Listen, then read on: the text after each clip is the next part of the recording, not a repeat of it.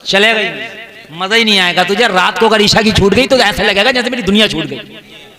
पढ़ के तो देख, अब जब पढ़ ले और डग्गा मारी, हफ्ते में चले गए जुमा के दिन, तो मेरे भाई क्या आदत पड़ेगी? बोलिए क्या आदत पड़ेगी? आदत के लिए कंटिन्यू होना जरूरी है। कोई बीड़ी नहीं पीता, एक दो दम लगवा दो क्या आदत पड़ जाएगा? अब जब रोजाना पिएगा बंडल पे बंडल, तो फिर देखो कहते छोड़ देगा, छूटेगी नहीं है। जब बीड़ी का इतना बड़ा नशा है तो नमाज का कितना बड़ा नशा होगा? अरे बोलो है कि नहीं है? नशा बता दूं, ईमान ताज़ा हो जाएगा। मदीना शरीफ की गलियां हैं, हजरत उमर इब्ने खत्ताब की खिलाफत का जमाना है। एक लड़की एक रास्ते से गुजरती है, मनचला नौजवान रोजाना तकता है, लड़की बाया पर्दे वाली, हिजाब वाली, दीनदार, उसे तकना गवारा ना हुआ, उसका देखना अच्छा ना लगा। एक दिन कह उठी, वो लड़के रोजाना मेरा रास्ता क्यों तकता है? रोजाना मेरा रास्ता क्यों तकता है? मंचले ने जवाब दिया, मैं दिल खो बैठा हूँ, दिल दे बैठा हूँ, मैं फरेफ्ता हो गया हूँ, इसलिए रास्ता तकता हूँ। इज्जतदार घराने की लड़की थी। कहने लगी इतने बुरे वक्त अभी हमारे नहीं आए हैं कि हमारा कोई रास्ता तके। तू चाहता क्या है? एक बात बहुत अच्छी है, तवज्जो करें। चाहता क्या है? कहने लगा शादी करना। एक बात कान खोल करके सुने, और मां बहनें भी मेरी तकरीर सुननी है। अगर गैर मर्द कभी आपसे बात करे, ऐसा मौका पड़ जाए, पहले तो करना नहीं। और अगर कभी ऐसा मौका पड़ गया जैसे घर पे कोई नहीं, कोई आवाज दे रहा, अब अगर जवाब देना है तो अंदाज मीठा नहीं होना चाहिए, तुम्हारा अंदाज कड़वा होना चाहिए। ये जो लच्छे लगा के जो बोलती है ना, एक्चुअली पैक्चुअली करके सब निकाल दो। नहीं मैं सही बता रहा हूं, हंसने की बात नहीं, बात समझने की है। ये भाई का फोन आ रहा है और बहन ने उठा लिया, भाई नहीं है, तो प्यार से, बहुत मोहब्बत से, नरम बात करने की जरूरत नहीं है। 2 लफ्जों में बात करो, कौन है? भाई घर पे नहीं है, फिर करना 1 घंटे के बाद, भाई आ जाएगा तो अब मत करना फोन। इस तरीके के जुमले होना चाहिए। ये जो मैं आपको बात बता रहा हूं, मैं वो जड़ को खो रहा हूं, वो जड़ खराब कर रहा हूं जहां से ये खराब होने के बीज बूते। मेरी बहनों, अगर तुम इससे थोड़ी मीठी बात कर लोगी, थोड़ी नरम बात कर लोगी, तो ये जालिम कल को फिर फोन करेगा। इसको लगेगा कि नरम है गोशा मेरे लिए, और फिर ऐसे वक्त पे फोन करेगा कि जब कोई ना हो तुम नरम गोशे करती चली जाओगी, ये नाजायज फायदा उठाता चला जाएगा। हार्ड रखो, हार्ड अपना ले जा, कड़क रखो, कड़क अपना ले जा। समझ रही है? नरमी की कोई जरूरत नहीं है। लेकिन मैंने देखा है कि गैर लड़की गैरों से बड़ी लच्छेदार बोल रही है। तुम्हारा मतलब क्या लच्छा? और शोहर से ऐसे बोल रही है जैसे नीम मिला दिया हो इसने। शोहर की बात अच्छी नहीं लग रही है, शोहर के सर पे चढ़ के बैठ रही है सुबह शाम। जबकि होना ये चाहिए था कि शोहर तेरे लिए मालूम है क्या है? तेरी जन्नत है तेरा शोहर। हुक्म है कि शोहर बाहर से आए तो औरत मुस्कुरा के उसका इस्तकबाल करे ताकि शोहर के गम दूर हो जाए। ये हुक्म है कि मुस्कुरा के उसका इस्तकबाल करे अपने शोहर का, अपने शोहर से मीठी बातें करे। शोहर अगर गुस्से में भी हो तो ये गुस्सा ना करे, शोहर से ऐसी मीठी बातें करे कि उसका गुस्सा, उसका गम काफूर हो जाए, दूर हो जाए। लेकिन शोहर देखो कैसे तिरछी तिरछी चलेगी, कैसी टेढ़ी टेढ़ी चलेगी। मेरे भाइयों, मेरे नबी फरमाते हैं कि अगर मेरे शरीयत में अल्लाह के अलावा किसी को सजदा जायज होता तो मैं औरतों को सजदा देता, अपने हुक्म देता कि अपने शौहरों को सजदा करें। इतना बड़ा मर्तबा है। लेकिन अब तो कानून इतने खतरनाक बन गए, अगर शौहर ने कुछ कह दिया तो सामने जाकर ठोक रही है रिपोर्ट। इसे मरना नहीं है, इसे मरना नहीं है। शौहर ने अगर कुछ कह दिया तो आप कुछ नहीं, बस 100 नंबर खाली लगा दो। जिन्हें कितने, मैं सही बता रहा हूं, कितने खाली शौहर ने डांट दिया, फटकार दिया, खाली शौहर ने सख्ती कर दी, 100 नंबर लगाए पड़ी है। मुझे तो मार रहा, मुझे तो तकलीफ दे रहा, तुझे पता नहीं तेरा शौहर का कितना बड़ा हक है। हुक्म है कि शौहर के जिस्म से फोड़े निकले, थोड़ा सा खून और पीप निकले, और जबान से चाट के साफ करे, तब भी उसका हक अदा नहीं कर सकता। मजाक समझ लिया शरीयत को। मेरे भाई तवज्जो फरमाए। बाहया घर की थी, कहने लगी तू मुझे तकता है, मुझे ये भी गवारा नहीं, बता तेरा मकसद क्या है। वही कड़वी करवाहट वाली जबान में कहने का मैं शादी करना चाहता हूं। कहा हमारे दिन इतने बुरे आ गए कि रास्ता चलते हमारे शादियों के पैगाम आए। शादियों के पैगाम का भी एक तरीका होता है, एक सलीका होता है, एक उसूल होता है। लड़की समझ गई कि इसके दिल पे अय्यारी और मक्कारी का नशा तारी है। तेरे लिए वाकई शादी करना चाहता है? कहने लगा वाकई करना चाहता हूँ। लड़की ने कहा क्या कर सकता है मेरे लिए? कहा जो तू कहे। तू कहे तो आसमान से सितारे तोड़ लाऊं जैसे हर आशिक कहता है। तू कहे तो मैं समंदर में छलांग लगा दूं जैसे हर आशिक कहता है। ठीक है? और ये इतनी बड़ी बड़ी बातें करके शादी हो रही, 1 साल के बाद डंडा चल रहा हो, कहां गई छलांगे, कहां गए सितारे? तो कहता मौलाना मैं फंस गया था। फंसा ही क्यों था? लड़की ने कहा मेरे लिए क्या कर सकता है? कहने लगा जो तू चाहे। और जलसे में आने वालों गौर करो। लड़की ने कहा एक काम करना, 40 दिन के बाद यहीं पे आना, मैं भी यहीं आऊंगी। 40 दिन के बाद तुम मुझसे शादी की बात करना, मैं तेरी बात मान जाऊंगी, लेकिन एक शर्त है। लड़का बोला बता शर्त क्या है? कहे कि 40 दिन तक मस्जिद नबवी में उमर के पीछे बाजमात पहली सफ में खड़े होकर तुझे नमाज पढ़ना है। नारे तकबीर, हाथ उठाकर नारे का जवाब दे। नारे तकबीर, सारा मजमा नारे तकबीर, नारे रिसालत, मसलक आला हजरत अज़मत मुस्तफ़ा हजरत अल्लामा मुफ्ती गुलफाम साहब रामपुरी। सुभान अल्लाह, सुभान अल्लाह। अच्छा लग रहा कि नहीं लग रहा? जो चले गए बोलो नुकसान किया कि नहीं किया उन्होंने? कितना नुकसान किया उन्होंने अपना? मेरा नहीं किया, अपना किया। मेरी तकरीर जितनी आगे बढ़ती है उतना ही मजा आता है। ये बुलेट का इंजन है, जितना चलता है उतना ही मजा देता है। अल्हम्दुलिल्लाह, अल्हम्दुलिल्लाह। न अल्लाह का फजल है। मैं 2 घंटा भी बोलूं ना तो मेरा आवाज आपको ऐसी लगेगा इंशाअल्लाह। और मैं रोजाना बोलता हूँ। लोग कहते हैं कि हजरत आप खाते क्या है? तो मैं कहता हूँ मैं तो भाई सब्जी और रोटी खाता हूँ। सच में गोश्त भी नहीं खाता हूँ। ये तो सब अल्लाह की देन है। सही बता रहा हूँ, सही बात है। मैं बात के लिए कुछ नहीं खाता पीता। अल्लाह जिसे चाहे नवाजता। अब जरा सुने, मजा आएगा, मजा आएगा। आप सुने। हाँ, आज लड़कियों की ख्वाहिश होती है जेंटलमैन हो, है ना, दाढ़ी भी ना हो, समझ रहे हैं? दाढ़ी वाला भी नहीं चलेगा। जेंटलमैन जो गोलगप्पे खिला के लाया करे ठेले पे, पत्ते चटवा के लाया करे ठेले पे। हाँ, ऐसे को ज्यादा पसंद किया जा रहा है मेरे भाई, ऐसे को ज्यादा पसंद किया जा रहा है। मगर सुने कान खोल करके, ये पत्ते चढ़वाने वाले, ये घुमाने वाले कान खोल के सुने, उतनी इज्जत नहीं कर सकते जो मुस्तफा की शरीयत को सामने रख के जिंदगी गुजारते हैं।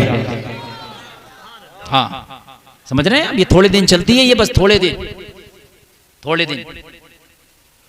अरे मसला है, लड़कों को भी वो लड़कियां पसंद हैं जो बेपर्दा घूम रही हैं, जींस पहन के घूम रही हैं। समझ रहे हैं आप? खूब मगरिबी लिबास है जिनका, मॉडर्न जिनका लिबास है उनको। और अगर कोई बच्ची पर्दे में रहे तो उसके लिए दुआएं कराना पड़ रही है कि इसका कोई रिश्ता आ जाए, क्योंकि उसको रिजेक्ट किया जा रहा है। एक्टिव तो है नहीं ये लड़की। और तुझे पता नहीं है, ये लड़की जिस दिन तेरी बीवी बन गई ना, ये जो पर्दे में रहती है, नमाज़ें पढ़ती है, इसकी कोख से पैदा होने वाला बच्चा इंशाअल्लाह कोई सुल्तान सलाहुद्दीन अय्यूबी होकर पैदा होगा। कान खोल करके सुन ले। इसकी कोख से अगर जन्म लेगा तो हो सकता है कोई मोहम्मद बिन कासिम बन के जन्म ले, हो सकता है कोई आलिम दीन बन के जन्म ले, कोई इतना बड़ा आलिम दीन बन जाए जो कयामत तक तेरे नाम को रोशन कर दे। आलिम अपनी नस्लों के नाम को रोशन कर देता है। फला का बेटा, फला का बेटा, क्या पता इस नेक बच्ची की कोख से कौन जन्म ले जाए। मगर अगर कोई नेक बन जाए, पर्दे में रहने लगे तो सर रहने नहीं देते। महल्ले की औरतें भी ताने देती हैं, सहेलियां भी बड़ी भारी मुल्ला नहीं बनकर दिखा रही है। नहीं, हकीकत बता रहा हूं मेरे भाई, हकीकत बात है ये। उस बच्ची को नहीं जीने देती, उसके भी रिश्ते नहीं आते। रिश्ते यूं नहीं आते, कहती तो वो एक्टिव नहीं, बड़ी सीधी सादी लड़की है। वो जिसे तू सीधी सादी कहता यही तो चालाक है। इज्जत सबसे कीमती जेवर है औरत का। जिसने इज्जत की हिफाजत कर ली, मैं उससे ज्यादा चालाक किसी को नहीं समझता। उससे ज्यादा चालाक कोई नहीं है। यार, औरत की इज्जत से ज्यादा कीमती जेवर उसके पास कुछ है ही नहीं। है? अगर माल और दौलत की बात करते हो, जो नाचती हैं रातों को, उन पे पैसा तो ज्यादा। 50-50 हजार रुपए एक रात में लोग लुटा देते हैं उन पे। बात है कि नहीं है? 1-1 लाख रुपए लोग लुटा देते हैं, लेकिन इज्जत नहीं है। एक गरीब की बेटी अगर पर्दे में बैठी है तो तुझे पता नहीं है कितनी कीमती है। इसकी इज्जत ही इसका जेवर है। लड़की ने कहा 40 दिन की नमाज़ें पढ़ के आ, यहीं मिलेंगे। फिर शादी की बात करना। लड़के ने कहा ये तो बड़ी आसान बात है। लोगों चला गया मस्जिद नबवी में वजू करता, और वजू करने के बाद पहली सब में खड़े होकर बजमात नमाज़ें पढ़ता। 40 दिन तक नमाज़ें पढ़ी। 40 दिन नमाज पढ़ने के बाद जब ये लड़का आया, उसी चौराहे पर आकर के खड़ा हुआ। लोगों वादे के मुताबिक ये लड़की भी आ गई, लेकिन आज आने की शान अलग है। जब पहले ये लड़का आता था तो निगाह इस लड़की के ऊपर डालता था, लेकिन जब आज लड़का आया है तो निगाह जमीन पर पड़ी है। लड़की ने कहा लड़के, निगाहों को उठा के मुझे देखता क्यों नहीं? पहले तो अपनी निगाहों से मेरा पीछा करता था, लेकिन अब मेरे ऊपर निगाह डालता क्यों नहीं, शादी की बात क्यों नहीं करता? कहने लगा अब निकाह उठाने मन ही नहीं करता। लड़की ने कहा क्या हुआ? मैं वही हूँ जो 40 दिन पहले थी, वही लड़की हूँ। कहने लगा तू वही होगी मगर मेरा दिल वो न रहा। बेशक बेशक तू वो जरूर है मगर मेरा दिल वो न रहा। लड़की ने कहा क्या हुआ? कहने लगा एक ही तो दिल था, वो दिल मदीने वाले मोहम्मद को दे दिया है। नारे तकबीर, नारे रिसालत, मसलक आला हज़रत सरकार की आमद, अज़मत मुस्तफा मुफ्ती गुलफाम साहब रामपुरी जिंदाबाद जिंदाबाद। वो दिल न रहा, पहले दिल मेरा मक्कार था, पहले दिल अय्यार और अबाश था, मेरा पहले दिल हराम कामों में लगता था, मगर 40 दिन की नमाज़ें क्या पढ़ी, दिल का जंग धुल गया है, मदीने वाले से लग गया है, ये दिल मैंने मदीने वाले को दे दिया है। नारे तकबीर, जोर से नारे तकबीर, नारे रिसालत, मसलक आला हज़रत हज़रत अल्लामा मुफ्ती गुलफाम रज़ा रामपुरी, नारे तकबीर, नारे रिसालत। अभी ये लड़का कह रहा था, अभी ये लड़का कह रहा था, अब इस दिल में किसी की हैसियत ना रही, अब इस दिल में किसी के जलवे ना रहे। अब अगर इस दिल में कोई बस का बैठा है, वो आमिना का लाल बैठा है और उसके हुस्न के सामने मेरे हुस्न की कोई औकात नहीं है। मेरे नबी के हुस्न का हाल तो ये है, बरेली का रज़ा कहता है सबसे आला वाला हमारा नबी, सबसे बाला वाला हमारा नबी, सारे अच्छों में अच्छा समझिए जिसे है उस अच्छे से अच्छा हमारा नबी। हाय हाय हाय हाय अल्लाह। लोगो नमाजें पढ़ो, तुम्हारे दिल में दुनिया की इन चीजों की कोई हैसियत और औकात ही ना रहेगी, कोई औकात ना रहेगी, कोई हैसियत ना रहेगी। और हर बीवी, मेरी बहनें बैठी है कान खोल के सुने, हर बीवी अपने शौहर को चाहती है कि वो मेरा शौहर सिर्फ मुझे चाहे, और ये हक भी है उसका, ये हक भी है बीवी का, ये उसका हक है कि उसका शौहर सिर्फ उसे चाहे, ये हक है उसका। वो किसी दूसरे की तरफ नजर डालता है तो उसका हक मारता है वो। तो ये तावीज दे के जा रहा हूं मेरी बहनों तुम्हें, तुम चाहो कि मेरा शौहर सिर्फ मुझे चाहे तो अपने शौहर को नमाजी बना दो। मैं तावीज दे के जा रहा हूं इंशाअल्लाह। ये नमाज इतना बड़ा तावीज है कि जिस दिन तेरा शौहर नमाजी बन गया ना, पूरा बॉलीवुड अपने शौहर के सामने लाकर रख दिया, अल्लाह की कसम नजर ही नहीं डालेगा। हाँ, लेकिन मेरी बहनों शौहर बाद में नमाजी बनाओगी, पहले खुद नमाजी बनना, वरना शौहर क्या खुद पढ़ती नहीं है, मुझे कहती है बताए कि नहीं है, पहले खुद नमाजी बनो फिर शौहरों को नमाजी बनाओ। हाय हाय, बस आखिरी बात सुन ले भाई, मेरा टाइम हो गया पूरा। देखिए मेरा टाइम हो गया और मेरी 3 मिनट तकरीर ओवर हो गई, और 3 मिनट की तकरीर और सुन लें ताकि ये मेरा टाइम पूरा हो गया। मैंने 1 बजे का टाइम दिया था, 1:03 हो गया, अब 3 मिनट और सुने, इजाजत है? नींद तो नहीं आ रही ना? बस बस बस, अल्लाह सलामत रखे। हाँ, और ये आपकी मोहब्बत है, मैं तो 2 घंटे भी बोलूंगा आपका दिल नहीं भरेगा, मगर मैं तो उन्हें कह रहा हूँ जो कुर्सियां छोड़ के चले गए, मिले तो इनसे कहना सुबह को, कहना क्या मिला तुम्हें, गए क्या करने थे तुम जलसे में। कोई मेरी तकरीर छोड़ कर जाता तो मुझे अजीब लगता है यार। हाँ सही बता रहा हूँ, मेरी तकरीर। हाँ बेटा अल्लाह सलामत रखे। ये जितना कहा ना तूफान नूह लाने से क्या फायदा, 2 अश्क की काफी है अगर कुछ असर करें। सुन लें आप जो मैं आपसे कह रहा हूं। तीसरा दिन आ गया। कौन सा दिन आ गया? और वो लड़कियां सोच रही थी कि आज अपने दामे फरेब में फंसा लेंगे, आज क्या करेंगे, अपने दामे फरेब में फंसा लेंगे। इन्होंने तीसरे दिन अपनी चादर को उतार के फेंक दिया और अपनी जुल्फ को बिखेर के दरवाजे के सामने आके खड़ी हो गई। और खड़ी होने के बाद में इन्होंने उन दोनों सिपाहियों को इतना प्रेशराइज किया, इतना प्रेशर डाला, कहा चाहे दरवाजा खोल के अंदर आना या ना आना, हमें हाथ लगाना या ना लगाना, विनती करती हैं तुमसे एक बार पलट के हमारे हुस्न को देख लो। उन्हें पता था देखेंगे तो रह ना पाएंगे। दोनों फौजियों ने जवाब दिया था तुम्हारी गलत फहमी है, 3 दिन नहीं, अगर पूरी जिंदगी भी हमें दावत देती रहोगी तो खुदा की कसम हमारी नजर तुम्हारी तरफ नहीं उठ सकती। कहा ये नशा कहां से आया? कहा ये नशा कुरान ने चढ़ाया है। हाय हाय हाय, किसने चढ़ाया है? ये नशा हमें कुरान ने चढ़ाया है, ये नशा हमें कुरान देता है। 3 रातें नहीं, पूरी जिंदगी भी बरगराती रहो, तुम्हारा हुस्न बेकार है, तुम्हारे हुस्न की कोई औकात नहीं। बोलो जरा गौर करो, गौर करो। दोनों लड़कियों ने कहा था कि तुम्हारे सीनों में दिल नहीं है। कहा दिल है तो फिर कहा गया? कहा मदीने वाले मोहम्मद के पास।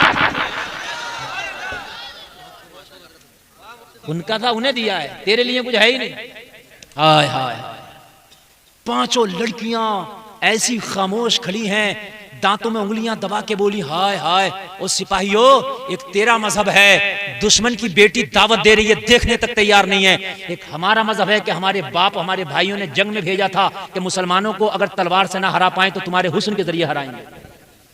एक हमारा मजहब है, इनसे पूछो, ईसाई अपनी बेटियों को इस्तेमाल करते थे मुसलमानों को हराने के लिए। कहा हमारे बाप ने हमारे भाइयों ने कह के भेजा है, अगर तुम्हारे जिस्म की कुर्बानी देना पड़े तो देना, इज्जत की कुर्बानी देना पड़े तो देना, बस मुसलमानों को नीचे दिखाना है, मुसलमानों को हराना है। हमारे भाई हमारे बाप की नजर में हमारी इज्जतों की औकात नहीं, और तुम एक मुसलमान हो के दुश्मन की बेटी की तरफ नजर उठा के नहीं देखते। कहने लगी जब तुम्हारे ईमान का यह हाल है तो फिर सुल्तान सलाहुद्दीन अय्यूबी के ईमान का हाल क्या हो। हाय हाय हाय। कहने लगी सुल्तान से मुलाकात करा दोगे? सिपाहियों ने कहा हाँ, दिन निकलने दो। लड़कियों ने कहा अब दिन निकलने की बर्दाश्त ना होती, सुल्तान को अभी बुलाया जाए। सलाहुद्दीन अय्यूबी के दरवाजे के एक सिपाही वहीं खड़ा रह गया और एक सिपाही सुल्तान सलाहुद्दीन अय्यूबी के खेमे पे पहुंचा। वो सुल्तान सलाहुद्दीन अय्यूबी जो जंग लड़के थक चुका था, लोगों थकने के बाद तो रक्षा चलाने वाला भी सो जाता है, ये तो बादशाह और सुल्तान था, सो जाता नहीं। और बड़े बड़े तो एसियों में सोते हैं ताकि उनको नींद अच्छी आए। सलाहुद्दीन अय्यूबी के दरवाजे पे, उसके खेमे के दरवाजे पे जाके सिपाही खड़ा हुआ तो सारे फौजी सो रहे थे, सबको नींद आ गई। आधी रात का आलम है, सलाहुद्दीन अय्यूबी कुरान की तिलावत कर रहा है। हाय हाय हाय हाय हाय, कुर्बान जाएं लोगों, कुर्बान जाओ अपने असलाफ पर। कुरान की तिलावत कर रहा है। रात आ गई, सारे आलम को नींद आ गई, उनका दीवाना बेदार है। खुद ही फैसला कीजिए कौन जन्नत का हकदार है। हाय हाय हाय। सुल्तान तिलावत कर रहा है, दरवाजे से आवाज लगाई सिपाही ने, सुल्तान ने कुरान को बंद किया।